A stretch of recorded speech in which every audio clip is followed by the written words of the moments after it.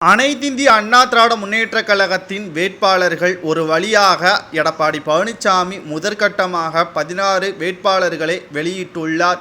ஆனால் இதில் மிகப்பெரிய ஒரு சிக்கல் என்னவென்றால், இந்த வேட்பாளர்கள் அனைவரும் அவரவர் தொகுதியில் அவரே அனைத்து செலவுகளையும் பார்த்து கொள்ள வேண்டும் என்ற ஒரு நிபந்தனையும் விதித்துள்ளார் எடப்பாடி பழனிசாமி அவர்கள்.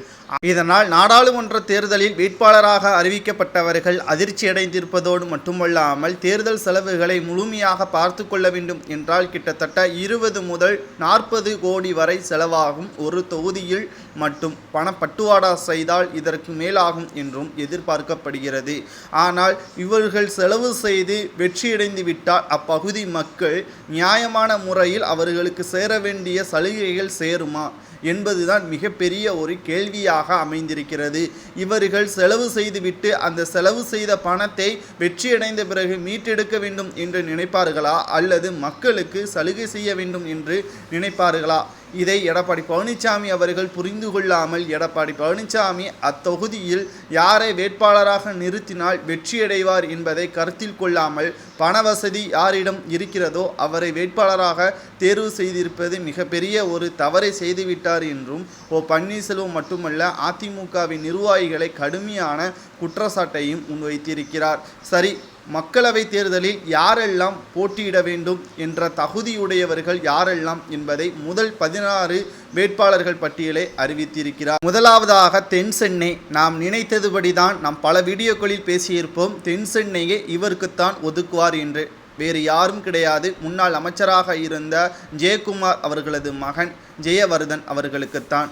இதனால் தான் எடப்பாடி பழனிசாமிக்கு விசுவாசமாக இருந்ததும் குறிப்பிடத்தக்கது. அடுத்ததாக காஞ்சிபுரம் ராஜசேகர். பெரிய கையாக ராஜசேகர் அவர்கள் காஞ்சிபுரம் தொகுதியில் இருக்கிறார். நாமக்கல் தமிழ்மணி. கரூர் KRN தங்கவேல். மதுரை தொகுதியில் சரவணன். தேனி தொகுதியில் நாராயணன். சிதம்பரம் தொகுதியில் சந்திரசேகரன். கிருஷ்ணகிரி தொகுதியில் ஜெயபிரகாஷ். ஆரணி தொகுதியில் கஜேந்திரன். அரக்கோணம் தொகுதியில் விஜயன். விழுப்புரம் தொகுதியில் பாக்யராஜ். சேலம் தொகுதியில் விக்னேஷ். ஈரோடு தொகுதியில் ஆற்றல் அசோக்குமார். நாகை தொகுதியில் சுர்ஜித் சங்கர். வடசென்னை தொகுதியில் ராயபுரம் மகனா. ராமநாதபுரம் தொகுதியில் ஜெயபெருமாள் உள்ளிட்டோர் போட்டியிடுகின்றார்கள். முதல் 16 வேட்பாளர்கள் வேட்பாளர் பட்டியலை அறிவித்த எடப்பாடி பழனிசாமி அவர்கள் இதில் யாரும் பெண் இல்லை என்பதும் குறிப்பிடத்தக்கது. இப்படிப்பட்ட பாகுபாடு இன்றி வேட்பாளர்களை அறிவிக்காமல் ஒருதலை பட்சமாக வேட்பாளரை அறிவித்தது அனைத்து இந்திய அண்ணா திராவிட முன்னேற்ற கழகத்தில் மிகப்பெரிய ஒரு குழப்பத்தையும் ஏற்படுத்தியிருக்கிறது. இவர்கள் வெற்றியடைவார்களா? பண வசதி கொண்ட வேட்பாளர்கள் மீண்டும் பணத்தை சேகரிக்க வேண்டும் என்றுதான் நினைப்பார்களே தவிர மக்களுக்கு நலனை செய்ய விரும்ப மாட்டார்கள் என்றும் உட்கட்சிகளிலே கடுமையான விமர்சனமும் எழுப்பப்பட்டு வருகிறது. இதை பற்றி உங்களது கருத்துக்களை கமெண்ட் வாயிலாக கூறுங்கள்.